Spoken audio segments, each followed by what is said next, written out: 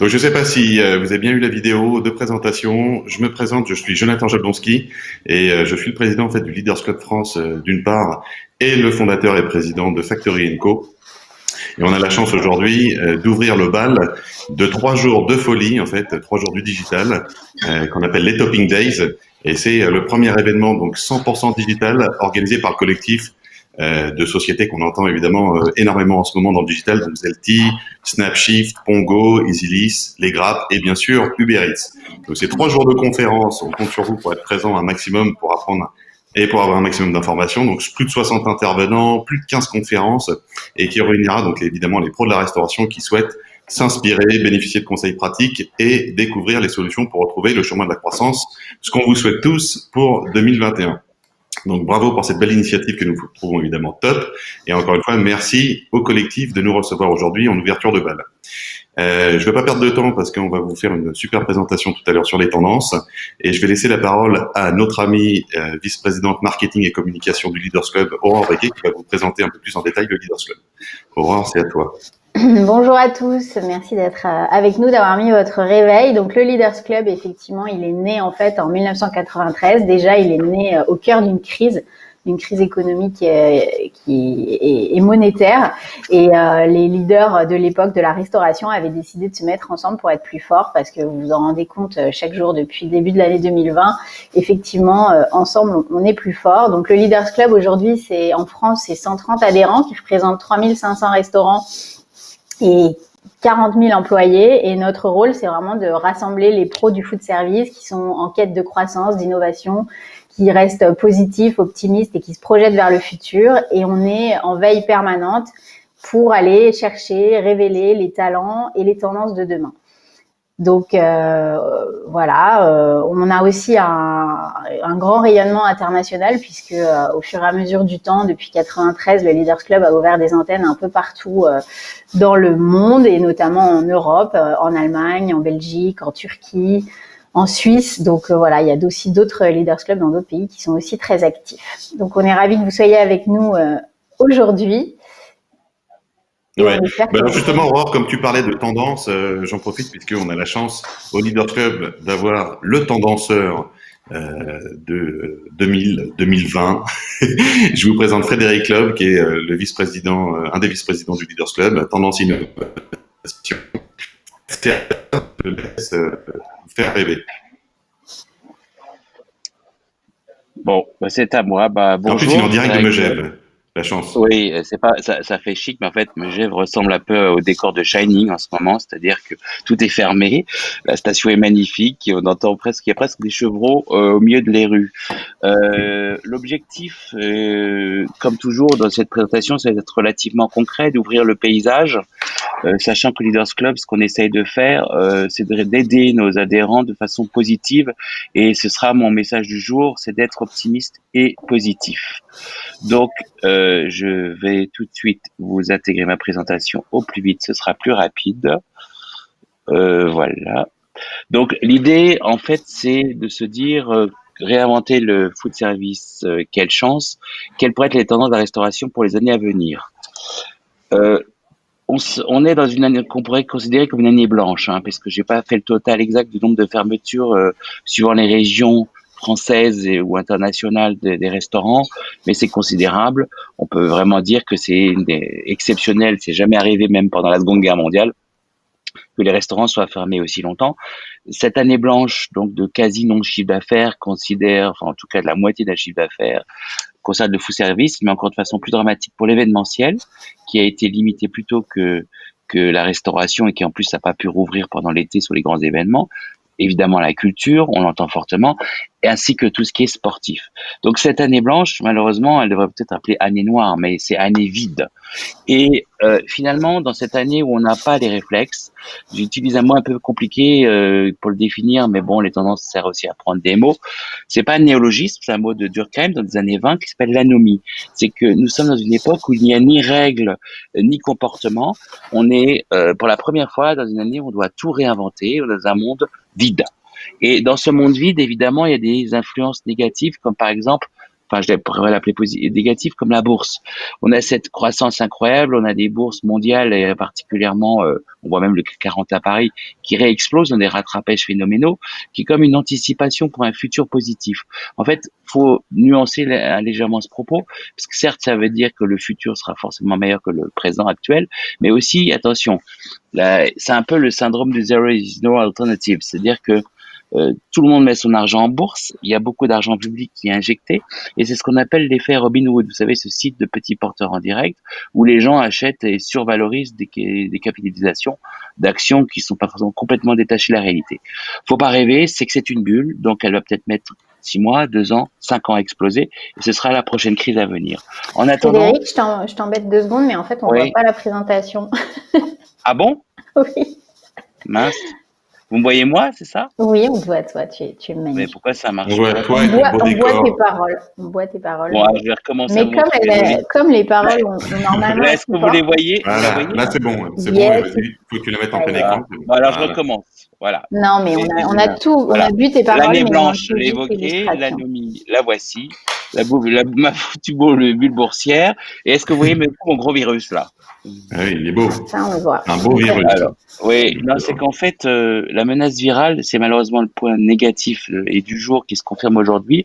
On a découvert ce matin en Angleterre qu'il y avait 1238 personnes infectées avec une nouvelle mutation du virus. Et si c'est le cas, ça veut dire que les vaccins serviront à rien. Donc, on se retrouve en fait dans une menace virale permanente.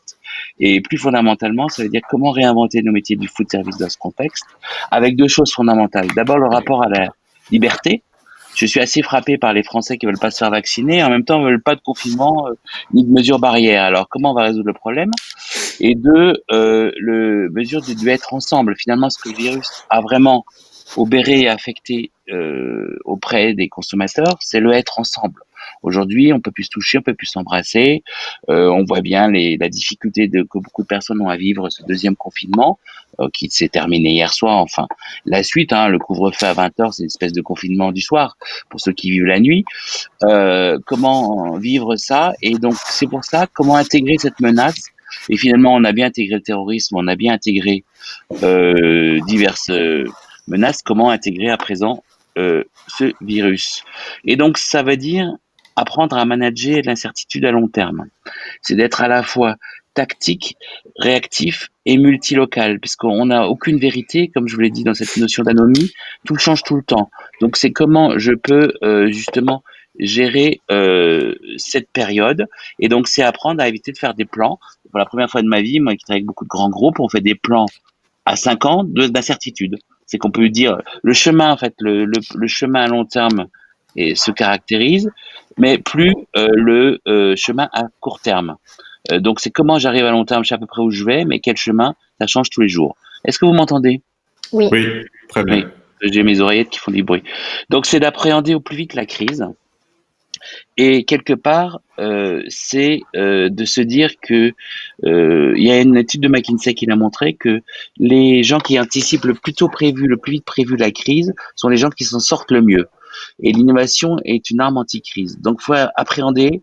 C'est sûr que c'est très difficile. C'est sûr que beaucoup de restaurateurs sont au bord du désespoir.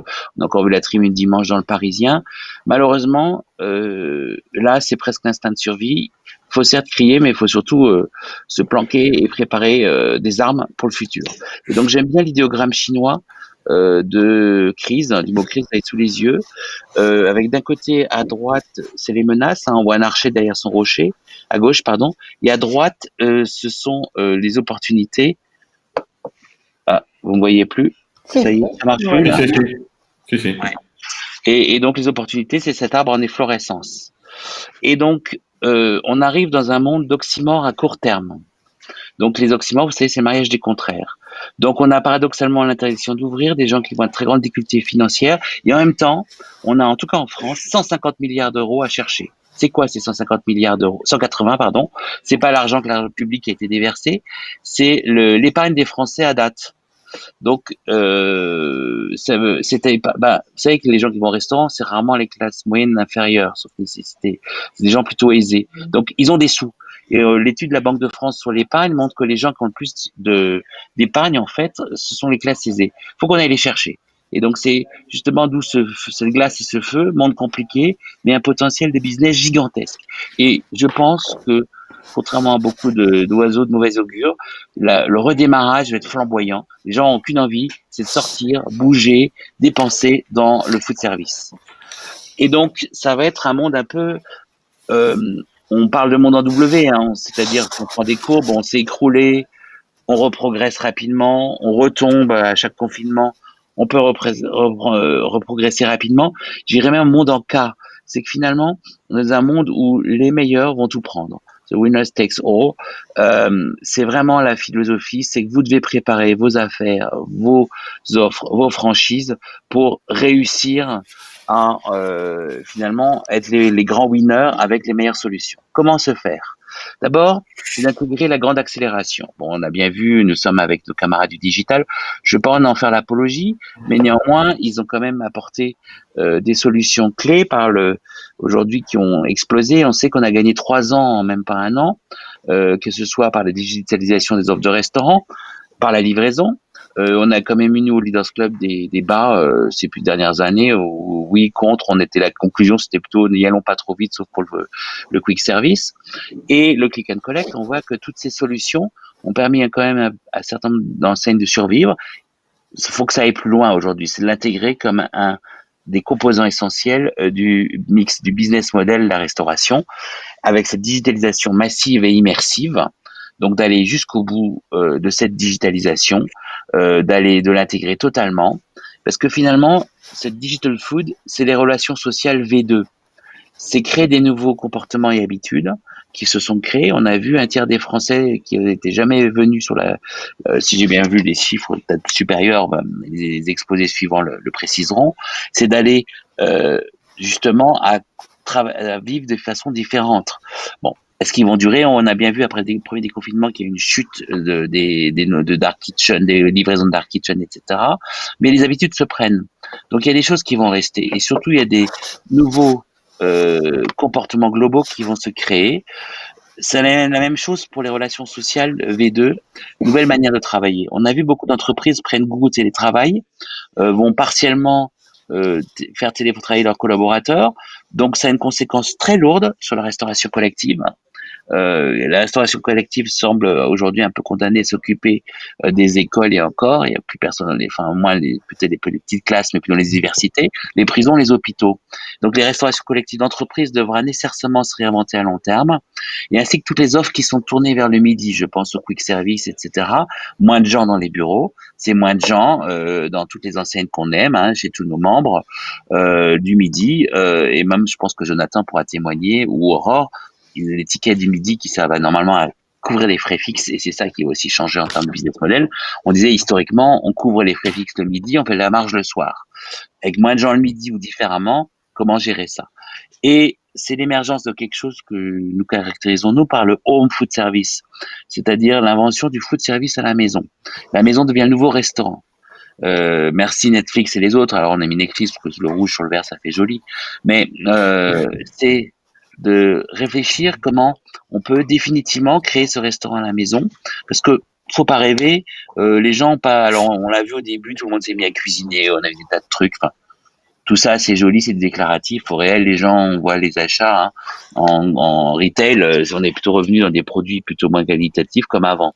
Et donc c'est d'arrêter le provisoire, parce que je pense particulièrement au packaging, on est encore assez dans la recherche, on a encore des choses qui semblent un peu bricolées, les fournisseurs peut-être n'étaient pas à jour, il y a des gens qui font des très jolies choses aujourd'hui, il y a des très beaux exemples, mais c'est qu'on imagine un permanent, c'est que dans notre offre demain, le home food service doit être quelque chose de permanent. Comment en permanence je réussis à avoir une offre qualitative à la maison, parce que finalement dans food service, c'est du food service. Donc on l'avait un peu vu il y a 4-5 ans, on disait que les restaurants allaient prendre la majorité de la part d'estomac. Je pense qu'on va y arriver doucement, en valeur, mais on va y arriver avec une offre qui sera pas forcément à table, service à table, mais aussi une partie à la maison. Donc, c'est l'explosion maîtrisée des dark kitchen et surtout des offres adaptées. Tout n'est pas bon à la maison.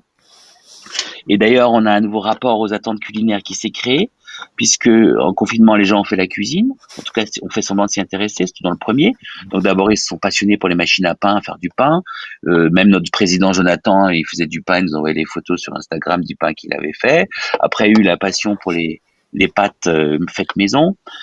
Bon, de rester tout seul à la maison, de pas avoir d'encadrement, ça crée des désordres alimentaires. Hein. On a vu 1,5 kg par mois de confinement chez les Français, en moyenne de prix, mais aussi beaucoup de mauvaises habitudes. Hein. Comment gérer l'anorexie ou la boulimie à domicile.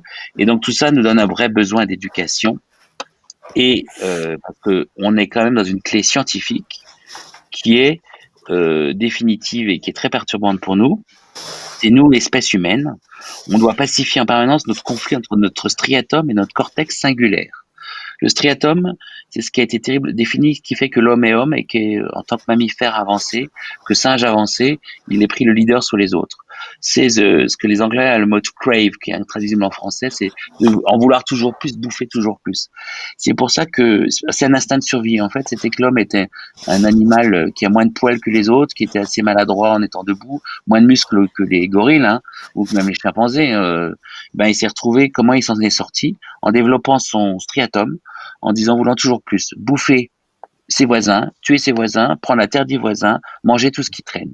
Et c'est donc cette culture permanente de la boulimie, de la gourmandise. Mais nous avons un autre machin qui développe l'humanité, qui est le cortex singulaire, qui donne la recherche du sens de la vie. Et c'est les agnostiques disent que c'est le cortex singulaire qui définit la notion de croyance, de spiritualité, etc. Et donc les deux sont en balance. Donc on le voit bien, même nous, hein, on est tous. Enfin, moi, je suis un terrible gourmand régulièrement, on se dit bon, ça suffit, il faut penser à notre santé, penser aux autres, à la fin dans la monde, etc. Et donc cette double équilibre doit être additionné à l'instinct grégaire. L'instinct grégaire, c'est je veux manger comme mon voisin. Et on le voit d'ailleurs sur les plateformes. Hein. Vous savez bien que chez tout le monde, chez Berry, Deliveroo et les autres, je vais essayer de citer tout le monde, pas faire de jaloux. On rentre par paresse, c'est ce qu'on appelle la loi du moindre effort, qui est liée justement au striatum, qui est propre à l'humanité. C'est de toujours prendre ce qui est en premier. Donc conclusion, on voit ce que mangent les Français à la maison. Hein, les études récentes. En un, la pizza. Bon, la pizza est un produit qui paradoxalement se livrait pas, mais on a appris à la livrer à peu près chaude et croustillante. 2, le burger, comme le comble. Il y a un an, j'aurais dit, on va livrer massivement des burgers. Ouais, c'est bon pour McDonald's, Burger King et d'autres chaînes. Mais aujourd'hui, Gourmet Burger reste numéro 2. 3, on arrive, troisième, c'est tout ce qui est sushi, qui pourtant est fait pour la livraison parce que c'est froid normalement, enfin sauf les side dish qui sont pas japonais, ça se mange. En fait, cette loi du moindre effort va donc dicter le futur. Et donc, ça nous impose aux restaurateurs d'être en flexibilité maximale, avec beaucoup d'agilité par l'incertitude, la plasticité des business models. Et pourquoi les chefs pleurent, la gastronomie classique? Parce qu'ils sont dans un business model très lourd, avec des forts investissements, de décors, d'art de la table, des lourdes équipes de personnel dont aujourd'hui on voit avec l'État qui aide moyennement avec les histoires de congés payés, etc. Et la difficulté de recrutement, donc c'est difficile de garder les bons talents. Donc c'est très lourd, c'est pas flexible du tout. Et en plus, avec la chasse aujourd'hui aux produits locaux, ruraux, des coûts de producteurs très complexes. Donc malheureusement, le monde qui arrive est un monde de flexibilité, de souplesse, de réinvention permanente. Et ça passe donc par une hybridation complète des business models. Et donc, dans tout ça, par rapport à ça, il faut avoir énormément de modestie. Et la modestie finalement, il y a eu beaucoup d'arrogance, en particulier une certaine cuisine donneuse de leçons. Donc aujourd'hui, c'est l'émotion du vrai, c'est en tout cas la volonté des gens de savoir-faire, de besoin de savoir-faire, d'authenticité, de simplicité, de fraîcheur. Surtout que les gens sont intéressés à la cuisine, pas forcément fait, mais ils sont intéressés. Et donc, c'est comment finalement, je rejoins, leur expliquer comment on fait les choses, on montre ce qu'on l'on fait. Et c'est cette notion de sincérité très forte, de transparence, de traçabilité, de ce qu'on pourrait appeler, et c'est une nouvelle tendance très lourde, la pureté ontologique. C'est-à-dire, ontologie, c'est vraiment la pureté symptomatique du goût. Je veux tout comprendre. Avec le digital, aujourd'hui, on peut tout savoir. Donc, c'est d'aller jusqu'au bout. Et la nouvelle cuisine, c'est vraiment d'être dans la transparence. On veut quasiment savoir la bête qu'on mange, le légume que l'on mange, d'où il vient, comment il a été produit, comment il a été transformé. et au plus près. Et c'est cette nouvelle modalité que permet la technologie, c'est cette notion de vibration du produit. Un bon produit, ça vibre quand on le prépare. Le geste d'un cuisinier, le geste de la maison est fabuleux. C'est ce geste aussi que les gens veulent voir, avec toujours beaucoup d'empathie. Autre mot-clé, c'est l'empathie par rapport aux gens, parce que le monde est compliqué, il n'y a pas que les restaurateurs qui souffrent, beaucoup de gens souffrent, le monde est compliqué, c'est d'être aussi dans cette notion de résilience, donc d'accepter finalement d'être positif. Je pense que le gros, et c'est notre message, beaucoup de restaurateurs sont dans l'angoisse et l'inquiétude, et je pense que c'est légitime. Mais et si on montait un côté positif, comme les soignants souffrent terriblement dans les hôpitaux débordés.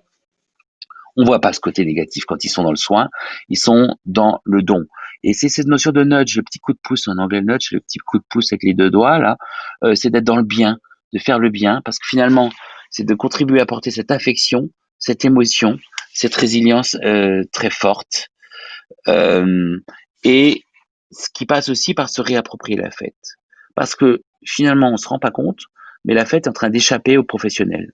Avec toutes ces fêtes sauvages, ces fêtes à la maison, si le gouvernement traîne trop, ça va durer. Mais comment je peux, en tant que professionnel, réinventer une fête sécure? Parce que qu'est-ce qui est chouette au restaurant? Qu'est-ce qu'on aime, nous, Français, latins en tout cas?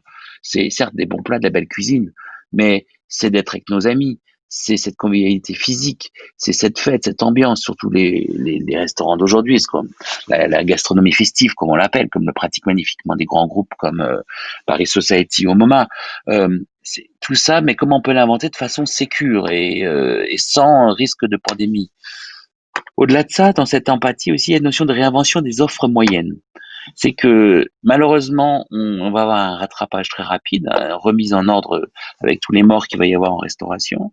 C'est de réinventer de l'offre accessible pour tout le monde. Et pas uniquement du très haut de gamme, ça il y en a plein, et du low cost, il y en a aussi pas mal. Au milieu, comment j'offre une offre moyenne, un bon rapport à la qualité-prix pour les classes moyennes, les gens normaux, qui passeront, on va le voir, par le développement durable, qui s'accélère, on en parle beaucoup, écologique et écosystémique. Il faut qu'on se l'avoue, notre région, elle est pas très... Fred, on t'a perdu. Peut-être que tu peux couper ta caméra. Bon, en attendant, n'hésitez pas à poser vos questions sur le chat. Et puis, est-ce que vous m'entendez, moi, déjà? On t'entend bien. Ah, super. Merci, Antoine. Antoine m'entend, donc les autres m'entendent. Merci beaucoup à tous. Donc, je vous ai posé vos questions sur le chat et puis on a prévu, donc, à l'issue de cette session, de se mettre en backstage et vous pourrez vous mettre avec nous. Donc, on a un super lounge virtuel. On pourra être tous ensemble et vous pourrez passer un peu de temps avec nous à la suite de cette présentation et en attendant la prochaine. Frédéric, tu as beaucoup d'encouragement sur le chat, par écrit, mais on ne t'entend plus. On te voit, mais on ne t'entend plus. Attends, je vais l'appeler parce que... Les joies du live et du digital. Je profite de ce petit break pour vous annoncer les prochains événements du Leaders Club. Alors déjà, notre serviteur Jonathan Jablonski et président sera en ligne à nouveau sur les Topping Days, donc jeudi, de 14h à 14h45 pour une conférence sur le cash, les difficultés financières, comment préserver son cash et sa trésorerie en temps de crise. Donc, il y aura Jonathan, il y aura Nathalie Dubiez, fondatrice de Oriabi, Jean-Dominique Raffali de Banking Product Manager chez BPI France, Emmanuel Drey de chez Simon Associés. Frédéric is back. Mais non, toujours pas. Oui, alors ce qui est con, c'est qu'on ne connaît pas la présentation par cœur, sinon on l'aurait fait, bien sûr. Il n'y a une seule personne qui détient le savoir de la tendance, c'est Frédéric Loeb. Bon, pour l'instant, on n'est pas en retard en plus, alors ça va. Et donc, j'en étais sur mes dates. Donc, jeudi 17 décembre, Jonathan dans les Topping Days sur le cash. Et jeudi 14 janvier, donc pour aborder une année 2021 sereine. Je fais une petite parenthèse là excuse-moi, je fais une petite parenthèse sur le cash. Tous les restaurateurs doivent être à cet événement parce que on va parler des problèmes, des difficultés financières qu'on peut avoir en tant que restaurateur et de toutes les aides et toutes les solutions qui peuvent s'adresser à nous. Voilà, parce que bon, pour pas être trop négatif, mais avant la liquidation judiciaire, il y a quand même 7 étapes, enfin liquidation judiciaire incluse, pour se mettre en protection, et on en parlera donc lors de cet événement. Il y aura BPI, il y aura effectivement Maître Dray, qui pourront répondre à toutes vos questions. Donc soyez vraiment présents, c'est super intéressant. Voilà, je te laisse continuer. Non, pas de souci. Et ben merci. Effectivement, on a tous besoin de ce genre de conférence. Ça ne peut être ça est forcément utile à tous. Ouais. Le jeudi, donc 14 janvier, en fait, au Leaders Club, on a plusieurs types d'événements. Donc, on a toujours un grand rendez-vous annuel qui s'appelle les Palmes du Leaders Club, qui est l'aboutissement en fait d'une recherche de talent et des nouveaux concepts qui sont sortis dans l'année.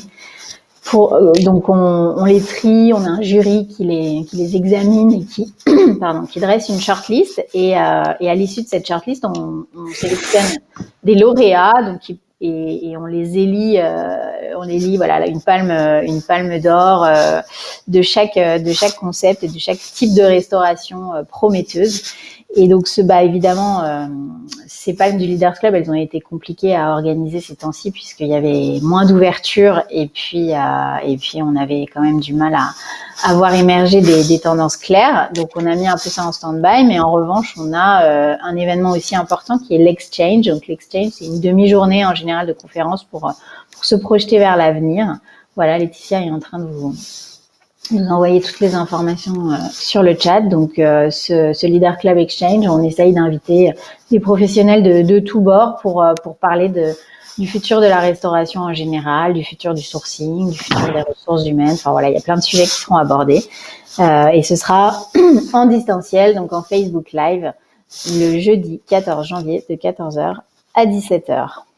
On aura aussi un tour d'horizon donc de ce qui se passe chez nos voisins européens, puisqu'on a la chance, comme je le disais au départ, pour ceux qui n'étaient pas encore connectés, d'être un club à visée internationale avec des antennes du Leaders Club dans de nombreux pays d'Europe, Allemagne, Suisse, Russie, Ukraine, aide-moi Jonathan, Belgique, France, bien sûr. Belgique, Turquie. Voilà. Turquie, j'ai oublié la Turquie. On les a tous. Donc c'est toujours, même si on a déjà eu l'occasion d'échanger avec eux, on sait que globalement, il se passe à peu près les mêmes choses dans tous les pays. Enfin, en tout cas, nous, on a échangé avec eux à l'issue du premier confinement et on avait globalement un peu tous les mêmes tendances. Maintenant, je pense qu'il s'est passé quand même beaucoup de choses entre-temps et on devrait avoir, les pays n'ont pas tous évolué de la même façon. On devrait avoir probablement des tendances différentes émerger. Je suis de retour. Oui, T'étais prendre un vin chaud, dis-nous tout. Exactement. Un bon vin chaud avec des glaçons de Megève. J'aime pas les glaçons de Megève. Je vous prie de m'excuser, j'ai dû redémarrer. Est-ce que du coup, vous me voyez mieux là? On te voit, oui. On t'entend parfaitement. Tu peux y aller. Alors, je continue, je prie de m'excuser. Je vais être rapide. Je peux vous C'est pas grave parce qu'on a fait la conclusion au milieu, donc tout va bien. Bon. Donc, développement durable, écologique et systémique, je disais que c'était pas naturel dans la restauration. Donc, c'est une nouvelle frugalité aussi qui va s'imposer, moins de gaspillage, le retravail des restes et autres. Profitons de ce moment, et même cette notion de nouveaux petits producteurs hyper locaux, d'agriculture raisonnée, toutes ces choses-là se mettent doucement en place. Je sais que ça semble un peu paradoxal à cette ère où on dépense de plus en plus de digital, et ça nous donne aussi une nouvelle relation au monde animal. On a un monde de plus en plus végétal avec moins d'animaux, moins de protéines animales ou en tout cas de meilleure qualité. On voit sur les jeunes générations en particulier une vraie relation différente au monde animal, à la souffrance animale. Donc c'est la notion d'audace, de réinvention vertueuse du sens qu'on pourrait appeler le grand turnover finalement. Parce que beaucoup de gens vont mourir, beaucoup de gens vont reprendre leur place. Je pense qu'à long terme, sur 2 ans, la restauration va peut-être pas retrouver ces chiffres de 2000, en tout cas 17, parce que 2000, enfin, ça dépend où on a des régions, mais elle va retrouver une vraie énergie avec des nouvelles offres. D'abord des nouvelles expériences, ce qu'on pourrait appeler le wow effect. Finalement, par rapport à tout ce que les gens vont voir à la maison, il faut que au restaurant, on puisse avoir des choses un peu moins, des plus spectaculaires, plus différentes, étonnantes, des choses complètement inattendues, que les gens vivent vraiment une expérience très forte, d'inventer le végétal fun. tendance lourde aussi. Ce que le végétal, aujourd'hui, il est un peu militant, il est un peu Birkenstock et d'inventer un végétal coloré, puisqu'on sait faire de la couleur aujourd'hui positive, de la couleur du végétal de couleur naturelle écologique. On sait même faire du bleu écologique aujourd'hui. C'est aussi de travailler très fortement la santé et le bien-être, qui pourraient être des nouveaux levées de food service. Avec le vieillissement de la population et la sensibilité extrême des jeunes générations à leur santé, hein, on voit le fitness, c'est vrai bluffant pour les vieux machins comme moi, mais les moins de 25 ans sont obsédés par leur corps et leur santé alimentaire. Ce qui est assez nouveau. Avant, c'était le corps, oui, mais pas la santé et l'équilibre. Et ainsi que tous les, je vous rappelle quand même qu'en 2030, plus de 50% des Français auront plus de 60 ans. Donc, de penser à cet équilibre, de penser donc dans ce monde vers une radicalité. Ce qui nous laisse le plus perplexe, c'est ce qu'on sent venir. On le voit déjà venir dans la mode, dans les collections qui sortent ces jours-ci. C'est un monde d'une nouvelle modernité. Et ce monde de nouvelle modernité, c'est comme après-guerre. On fait la table rase du passé, on fait table rase des choses d'avant. Donc je dis pas que c'est la fin de l'œuf maillot et du bouillon qui resteront, mais comme des choses un peu exotiques. Le John ira manger un bœuf maillot, comme il ira au musée, comme il ira au gastro. Et cette approche générationnelle, justement, c'est d'inventer des nouvelles choses avec en technologie, cette notion de 5G qui arrive à grande vitesse, qui permet une réalité immersive, qui est le prochain levé de croissance. Parce que je sais pas si vous avez eu encore la chance d'essayer, vous voyez les casques de réalité augmentée, pour l'instant, sur les photos, on voit jamais qu'ils sont reliés à un cordon ombilical à un ordinateur. Grâce à la 5G, on n'a plus besoin. D'ailleurs, Apple sort l'année prochaine, l'année d'après, des lunettes de réalité augmentée reliées à l'iPhone.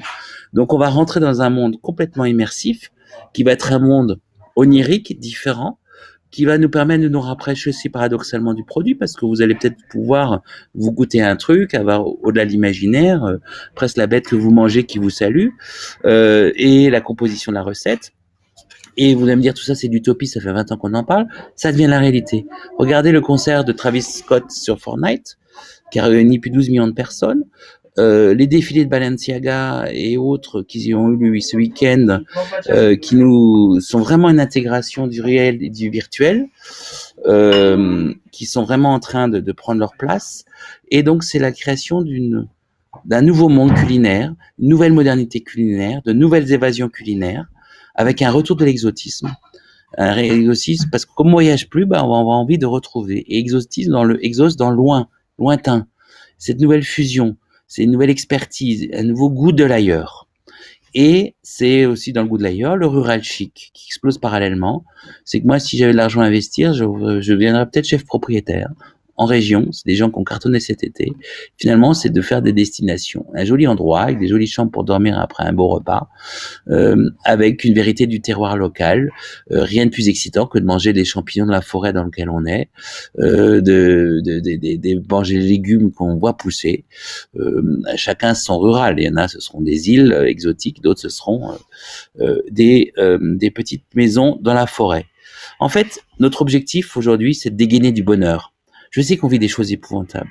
Je sais que dans la misère. Mais regardez, c'est pendant la guerre que les gens ont écrit les plus beaux livres, les choses les plus aspirationnelles. Je pense au Petit Prince qui a été écrit en pleine guerre, Seconde Guerre mondiale. Ayons une attitude de Petit Prince, d'émerveillement, d'étonnement, et partageons ça avec nos clients restaurateurs, nos partenaires, nos membres. C'est dégainer du bonheur, c'est de réussir durablement la grande ouverture. C'est cette poursuite de la magie. C'est pas de réouverture comme avant en râlant en disant qu'est-ce que j'ai souffert. Tout le monde s'en fout, ça. Tout le monde a souffert. C'est de créer cette énergie, cette joie de vivre, et en essayant de résoudre cette quadrature du cercle qui est, il y a cette urgence environnementale terrible qui sera tous les jours, tous les mois. Regardez là, je suis à Megève, il pleut, la neige fond. Il fait très chaud, je crois qu'il y a des régions de France où il fait 12 à 15 degrés, on est quand même le 15 décembre. On est dans une situation de crise inconnue, totalement inconnue. Il va falloir donc tout changer pour continuer à croître, pour continuer à progresser, pour continuer à faire progresser notre métier. Donc le message du jour, en plein fond du trou, là, c'est soyons optimistes. De toute façon, nous pensons que c'est la meilleure solution. Voilà, j'ai terminé ce que j'avais à dire. Eh ben super. Donc si on reprend deux, trois mots que tu as dit, donc il faut être pour se réinventer, il faut que ce soit bon, il faut que ce soit sain, il faut que ce soit beau, il faut que ce soit gentil, éco, expérientiel. En fait, il faut faire de la restauration. Ouais, mais nouvelle génération, avec de la modestie. Je pense que Ça. la conclusion de tout ça, et on en fait partie, hein, on a beaucoup de fierté de notre métier, dans notre association, c'est de rajouter des mots comme résilience et modestie. Modestie par rapport à tous les collègues et confrères qui souffrent, et qui vont souffrir, qui vont mourir. J'ai encore lu dans l'hôtellerie hier soir le témoignage d'un patron d'une brasserie à Paris, sur le à côté de la porte de Bercy, qui se fait réembaucher parce qu'il n'y arrive plus. Donc c'est et aussi d'intégrer justement tous ces nouveaux modes. Attention, le monde va changer. Les gens pardonneront pas, ça coûte cher les restaurants. Les gens pardonneront pas la médiocrité, pardonneront plus. Surtout qu'aujourd'hui, avec les outils digitaux, ils ont des outils de comparaison de dingue. Je veux dire, regardez, c'est la loi du moindre effort. Tu as 800 offres, ou je sais pas, 600, 800. En 5 minutes, tu as swipé entre toutes les meilleures offres. Donc, c'est d'être juste exceptionnel dans le quotidien. Je sais que c'est dur, je sais que c'est pas facile, que c'est de l'humain, c'est du produit. Hein. Le poisson, il n'arrive pas toujours de la même taille, hein, de la même tête. C'est de l'humain. Les gens peuvent être pas là. Je crains aussi, on est en professionnel, une vraie démotivation des équipes. Hein, après 6 mois sans travailler, la dureté de ce métier, des heures non comptées, la flexibilité de clients insupportable, etc. Va falloir aussi apprendre aux équipes justement à redonner du bonheur, quoi. Mais est-ce que tu penses que ça va mettre un peu le restaurant dans un univers à part, le fait d'en avoir été privé si longtemps, ou est-ce que les gens vont oublier Les gens ont besoin de se retrouver, ont besoin de convivialité. Par contre, si je regarde après-guerre, la Seconde Guerre mondiale, ils sont pas retournés comme avant au restaurant. Avant-guerre, il y avait une vraie folie, des casinos, des music-halls parisiens, des lieux incroyables où on dînait, buvait, dansait. Tout ça s'est arrêté brutalement. Il y a une espèce de politiquement correct qui s'est installé. Moi, il m'inquiète aussi d'ailleurs. Je l'ai pas évoqué, mais cette notion de politiquement correct, d'autocensure, on est quand même un métier grivois, on est un métier de sensualité. On arrive dans un monde un peu glacé à cause de la distanciel de la pandémie. J'ai malheureusement peur qu'une certaine restauration, qu'un certain style ne retrouve pas son énergie totale d'avant la crise. Mais il y a autre chose à inventer. La nature a hors du vide. L'humain, le latin, il a besoin de se retrouver, il a besoin de goûter, il a besoin de... C'est le striatum, hein. On en veut toujours plus. Hein. Plus de bouffe, plus de sexe, plus de plaisir, plus de partage, plus d'intelligence, plus de pouvoir. Hein. Alors, une question. Comment faire une marge correcte avec toutes les charges que l'on a, sachant que les produits locaux onéreux pour la plupart et avoir un bon rapport qualité-prix? Merci de la question. Je suis à Megève. Là, on fait des cartes dans un hôtel pourtant de luxe, local. Quand on voit les prix des produits arriver, on oublie. Oui. En fait, je pense que le super local sera réservé à une certaine restauration. Il y a trouvé un équilibre. Et là, même l'industrie, objectivement, il faut leur laisser ça. Les industriels ou les grands distributeurs, je pense à nos amis de Métro, Transgourmet et tous les autres, et Pomona, aujourd'hui, ils essayent de trouver un équilibre. Ce sera un équilibre, ce sera pas du super local. Évidemment, les marges vont pas baisser. Hein. Le gouvernement, de toute façon, n'a fait baisser rien du tout sur le long terme. Hein. Et et en plus, c'est surcoût du digital, des nouveaux outils. Il va bien falloir enlever quelque part. Alors moi, malheureusement, je peur que si on enlève sur les produits, si on veut vraiment ces produits plus chers, et globalement, avec les problèmes de changement climatique, ils vont être plus chers, on va enlever sur la main-d'œuvre. Je l'ai pas évoqué, mais un des grands risques, c'est robotisation.